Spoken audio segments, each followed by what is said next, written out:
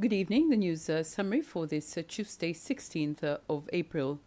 The Medicine Regulatory Unit in the Public Health Authority is recalling 2 batches of Benylin pediatric cough syrup by both NAFDAC of Nigeria and SAFRA of South Africa.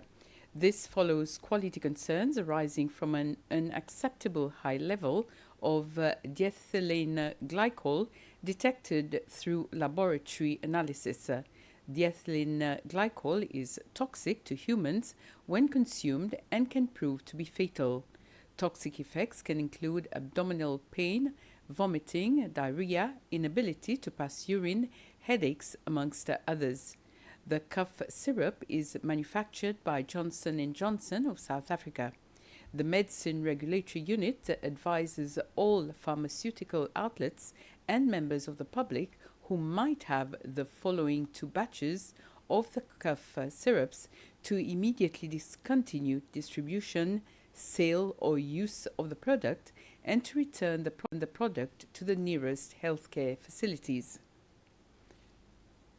The Ministry of Education has announced that all schools will remain open until Thursday this week. However, it says that children who have completed their term's examinations may remain at home if they wish.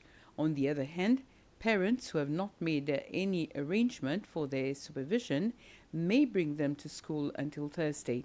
The statement by the Ministry of Education says the decision has been taken following discussions with the Ministry of Health, the Safety and Fire and Rescue Services Agency, and the Division of Risk and Disaster Management.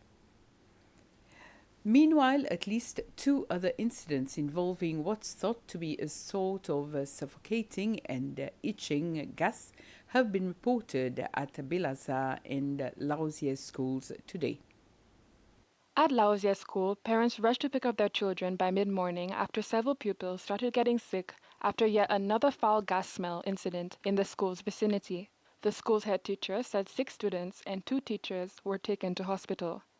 Their symptoms were similar to what struck other students at a number of schools last week. They include vomiting and severe respiratory problems.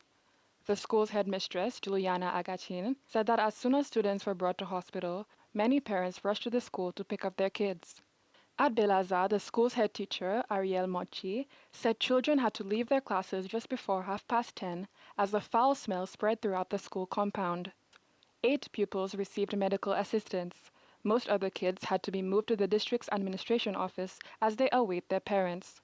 Meanwhile, the Minister for Internal Affairs has described the events in schools and elsewhere in the country over the past few days as criminal actions. He made the statement in answer to a question by USMNA Wallace Cosgrove in the National Assembly today. Minister Errol Fonseca said the government is offering a reward of 100,000 rupees for any information that can lead to the discovery of the source of the gas discharge.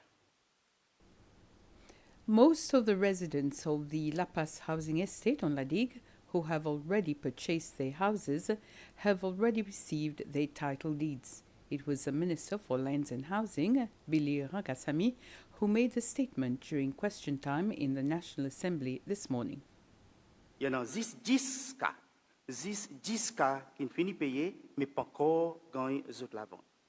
The Minister for Lands and Housing, Billy Rangasamy, was answering a question tabled by the Ladigemeni, Rocky Ugani, who wanted to know why some residents of the La Paz housing estate who had already paid off their houses had not received the title deeds. Minister Rangasamy said that out of the 63 houses on the estate, 16 have already been purchased and have received the title deeds, while 10 others are still awaiting theirs for various reasons, and the remaining 37 tenants are still paying theirs on a purchasing agreement. While responding to a supplementary question, the Deputy CEO of the property management company, Steve Missa, said that by the end of this year, everyone on the estate who owned the property would have received the documents. Minister Rangasamy also said that his ministry will set up a new unit which will deal with and speed up the issuance of title deeds for all its clients. And Baie-Saint-Anne-Pralin's MNA Churchill Gill was stepping in for MNA Urani, Rocky Urani, who was absent for medical reasons. And with this, we end this news summary. Have a very pleasant evening.